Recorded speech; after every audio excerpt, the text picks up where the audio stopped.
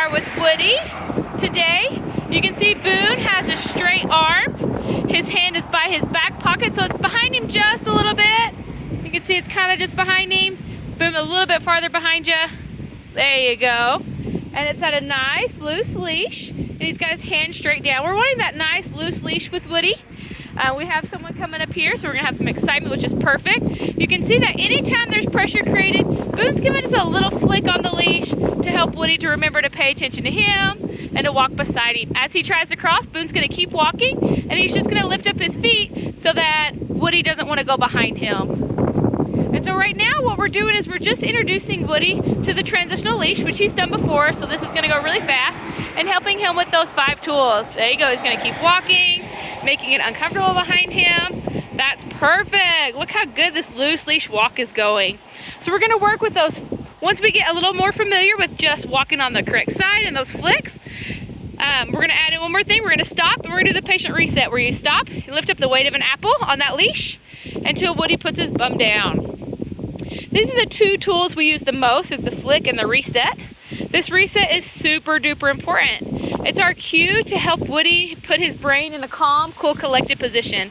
So Boone's just lifting up really light pressure about the weight of an apple, and he's waiting for Woody to put his bum down. There you go. As soon as his bum goes down, the leash is loosened back up, and then Boone stands right back by his side in a heel position. So you're gonna go right back to his side, Boone, in that heel position. There we go. And they're just gonna sit here. We're gonna practice this patient sit at least a dozen times on every walk that we do. It's important for Woody to understand when my feet stop, his bum hits the ground. When I start going, he can start walking. So we don't just practice it when there's pressure on the leash, we actually practice that one all the time. Because I want him to be ready if I'm at a restaurant eating, to be patient if I'm checking the mail, if I'm talking with a friend, if I'm tying my shoe, whatever I may be doing, I want him to understand how to just sit there and be calm, cool, and collected beside me while I am doing whatever I need to do. So again, there's 5 tools anytime pressure is created, the flick and this reset. But this reset we do all the time, not just when there's pressure on that leash. That hand is right by our back pocket. Boone, show them again where your hand goes, by that back pocket. Not at the side, a little bit behind, a little bit farther behind your armor. There you go, right there. And so that way, Boone, take a little half step forward.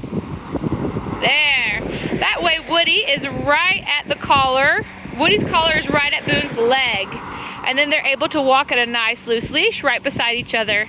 And then whenever Woody gets that collar in front of Boone's legs, pressure will be created. We're gonna go for a little walk back this way, and then we'll go on a longer walk, but not on the camera, because not everything needs to be, that'd be a really long video. See that nice loose leash, Boone's hand placement, that arm straight down is super important. That's the thing I really want you to focus on right now, is your body position and what to do when he tries to cross over. You can see he just lifts up those feet and then he walks normal, and this is exactly what we're going for. That's beautiful.